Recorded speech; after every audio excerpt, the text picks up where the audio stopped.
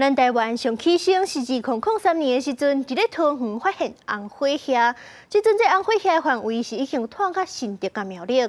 这专家就提醒，红火虾主要是靠人为咧搬撒，亲像是搬仔搬土，拢有可能会甲红火虾带去别位。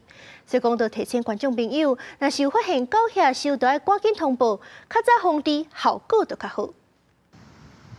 为咗民众伫运动散步，详细看桃园市中立基捷 A20兴南站附近老街溪步道边出现真侪狗下兽，嘛插满密，竟是红火虾的黄色鸡仔。就蛮大片啦，都夸张。红火虾2003年上早出现伫桃园，受害面积嘛上大。红火虾对环境适应性真强，真歹消灭。市政府逐年骗5000万，国买药剂，聘请人力来防治。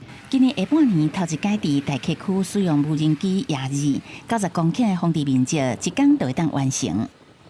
传统耳机呢，它主要是靠人力那要透过纱布车跟动力的散布机，那一旦地形受阻，就不容易进入，会成为一个防治的缺口。火蚁还很厉害，它会做蚁伐，就是遇到水的时候，它就一群结在一起，变得像一个小木筏一样，它就顺水流，流到哪里它就登陆了，它就有办法另外再做一家。桃园红火虾发生率去年降到17.2%，有明显的改善。不过入侵红火虾危害范围扩大，较早南方线伫新竹县，即马已经刷到苗栗县。专家表示，红火虾是靠自然飞线生团，速度慢，主要也是人为扩散，像知影也是土角的移动管制上重要。嘛提醒民间爱积极通报，狗下兽形成早期发现，防治效果上好。记者综合报道。